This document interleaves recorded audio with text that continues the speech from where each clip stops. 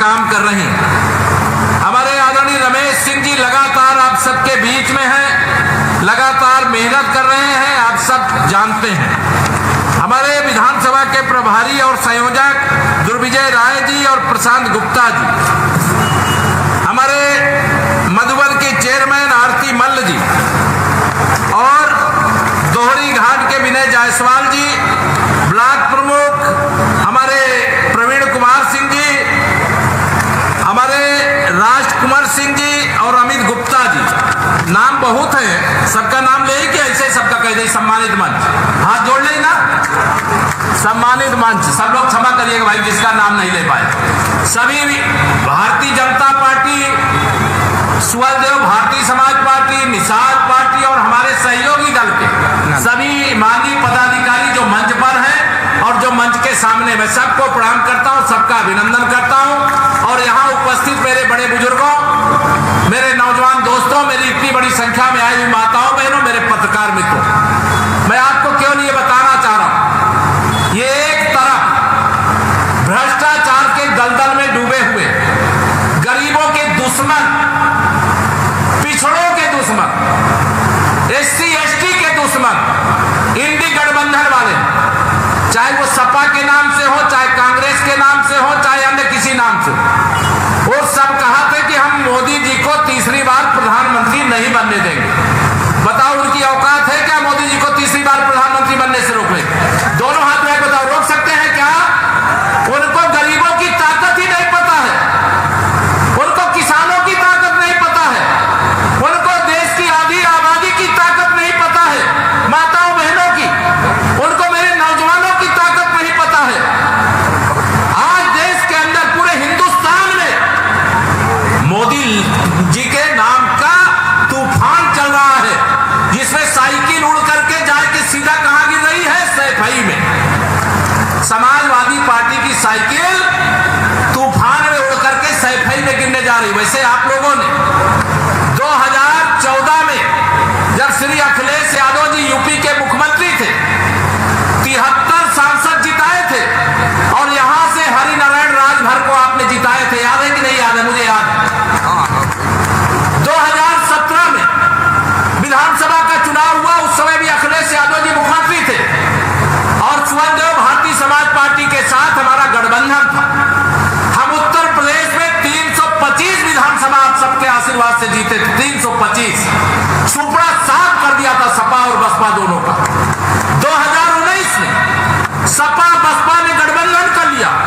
उस समय भी यही स्वप्न देखे थे कि मोदी जी को प्रधानमंत्री नहीं बनने देंगे, वो स्वयं प्रधानमंत्री बनना चाहते थे।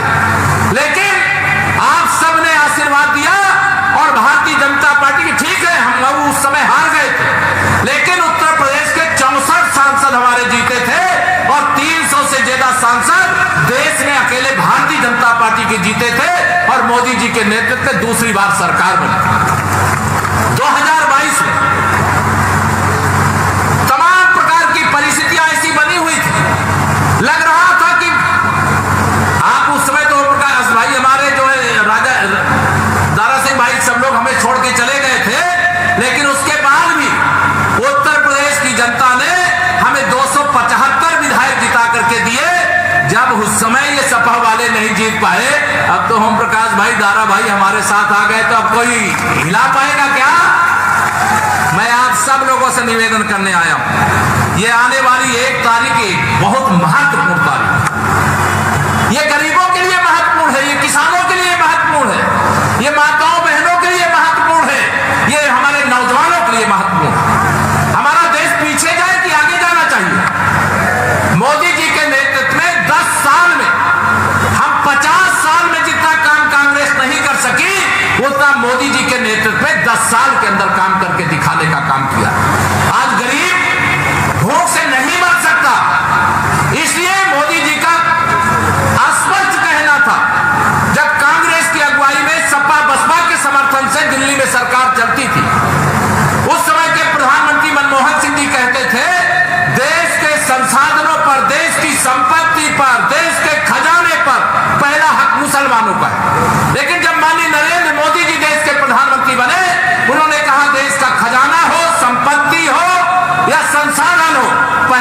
देश के गरीबों का है और गरीबों के हक के लिए। एक गरीब माँ बाप का बेटा, एक चाय बेचने वाले का बेटा अगर देश का प्रधानमंत्री बन गया, एक ओबीसी के घर में पैदा होने वाला देश का प्रधानमंत्री बन गया, तो तुम्हें बर्दाश्त नहीं हो रहा। अच्छा काम कर रहा है देश के लिए, भारत को आत्मनिर्भर भारत बनाने का काम मोदी जी कर रहे हैं। गरीबों के घर में कभी कोई भूख से ना मरे, इसके लिए प्रधानमंत्री गरीब कल्याण अन्न योजना का राशन बताइए 3 साल से मिल रहा है कि नहीं मिल रहा? बताओ ना जरा, मिल रहा है कि नहीं मिल रहा है?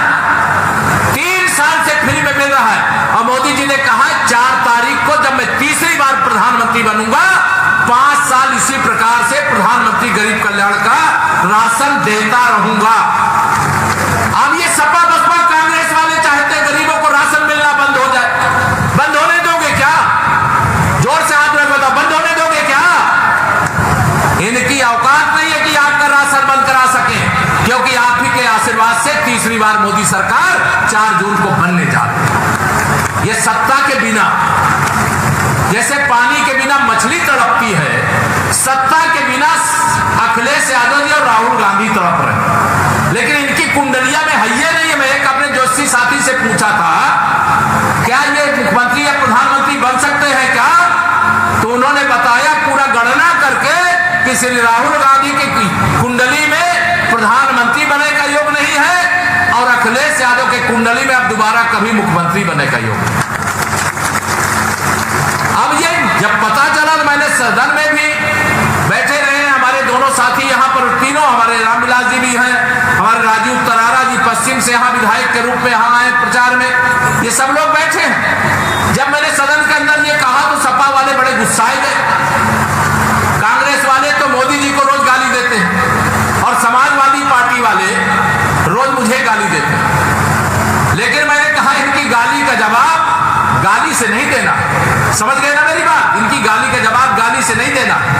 इनकी गाली का जवाब 1 जून को अपने मतदान केंद्र पर जाना, छड़ी की बटन दबाना और छड़ी की बटन दबा करके, मतलब ऐसे जो गाली देने वाले हैं वो छड़ी की बटन दबाने से समझिएगा कि उनकी गर्दन दब गई, उनकी गुंडागर्दी खत्म हो गई, उनकी माफियागिरी का अंत हो गया, गरीब का कल्याण हो गया, महिला का सशक्तिकरण हो गया।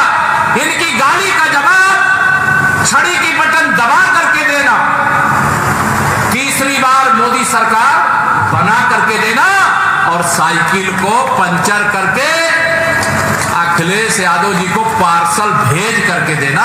ये मैं आप सब लोगों से कह करके जा रहा हूं। करोगे? कर दोगे? दोनों हाथ उठा दो, बता दो। क्योंकि अरविंद राजभर जी एक युवा नेता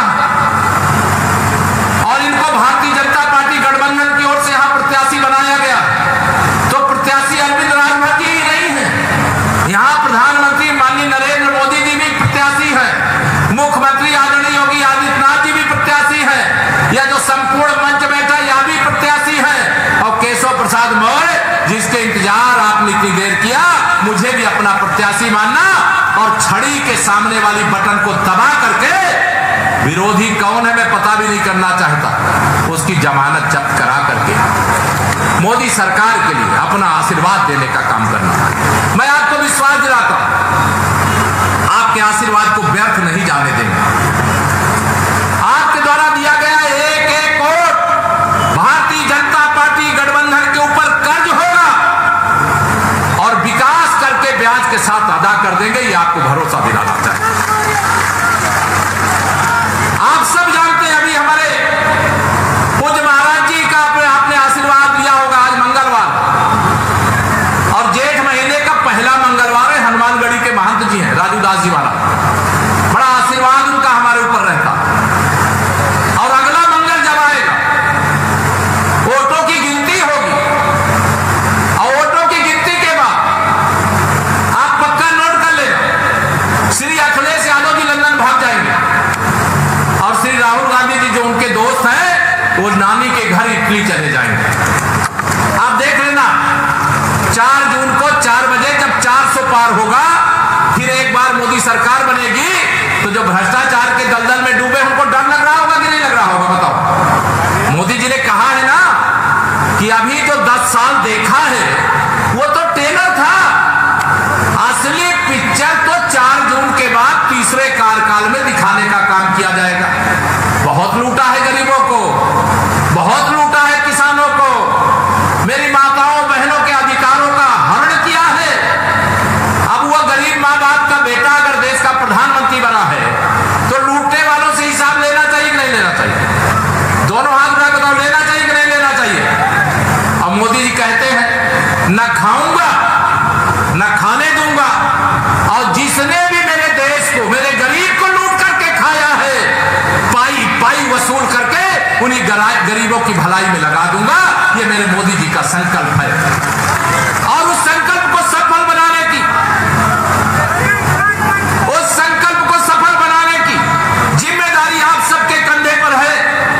ये विरोधियों के पास जब कोई मुद्दा नहीं है तो कहते हैं कि अगर मोदी जी 400 सांसदों के साथ सरकार बना लेंगे तो संविधान खतरे में पड़ जाएगा। दुष्प्रचार कर रहे हैं कि नहीं कर रहे? बताओ, कर रहे हैं कि नहीं कर रहे? अब आपसे मैं कहना चाहता हूं जानकारी के लिए, 2014 में आदरणीय जगदम्बिका पाल जी यहां पर बैठे, मैं भी सांसद था, फूलपुर से बन के गया था। आदरणीय जगदम्बिका पाल जी भी सांसद बन करके गए थे सिद्धार्थनगर से, और जब हम सांसद बन करके गए थे तो मोदी जी जब संसद भवन में घुसने लगे तो द्वार पे, आदरणीय जगदम्बिका पाल जी याद होगा आपको, वो साष्टांग जैसे मंदिर में भगवान के सामने लेट जाते हैं आदमी, वैसे मोदी जी संसद भवन के द्वार पर लेट करके प्रणाम करने लगे संसद भवन को। पत्रकार मित्रों ने पूछा, मोदी जी आप संसद भवन के द्वार को प्रणाम क्यों कर रहे हैं? तो मोदी जी ने कहा, ये भारत का संसद भवन लोकतंत्र का मंदिर है, और इस देश में रहने वाले 140 करोड़ लोग नरेंद्र मोदी के भगवान हैं। इसलिए मैं संसद भवन को लोकतंत्र का मंदिर मान करके उस पर शीश झुका रहा हूं, और देश की जनता को भगवान मान करके उनकी सेवा का व्रत ले रहा हूं।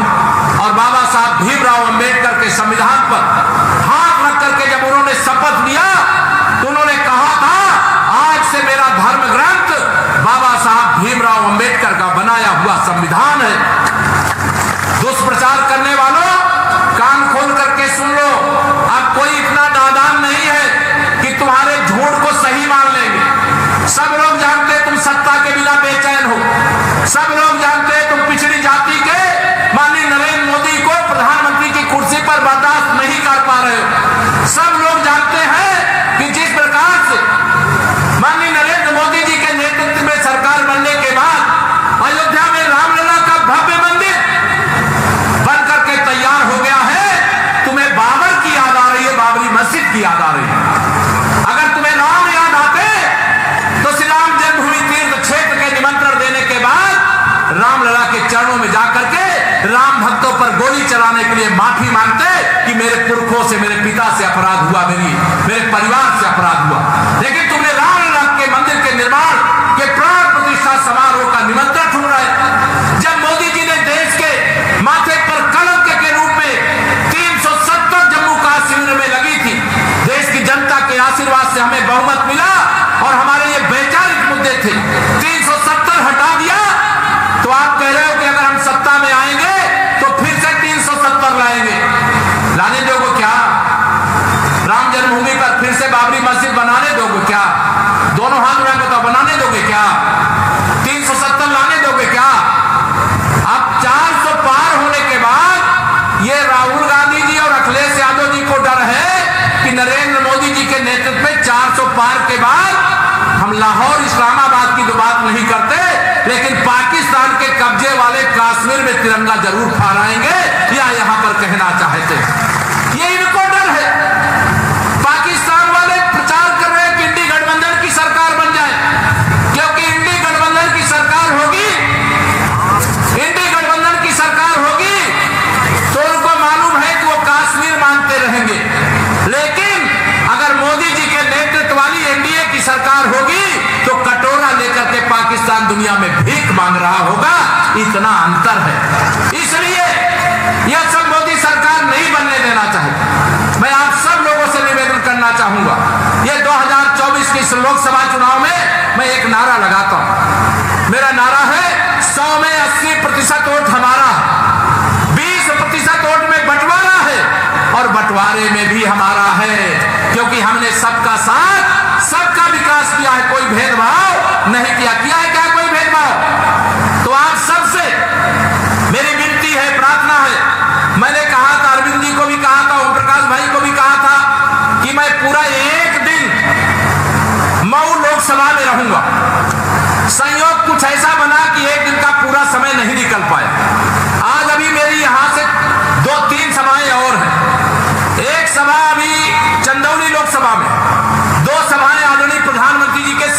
क्षेत्र में।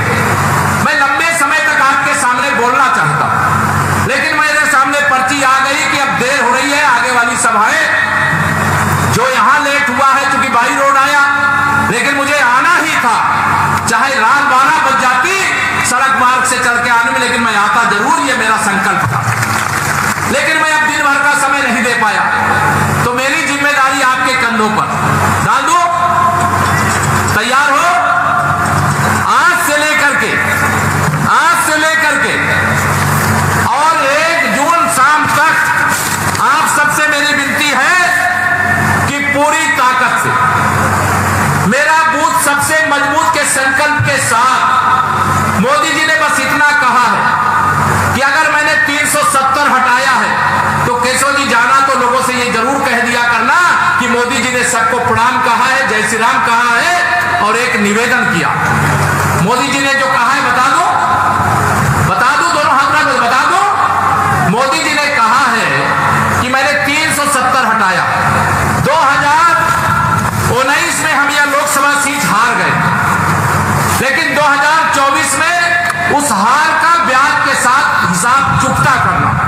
तैयार हो? तो क्या करना पड़ेगा?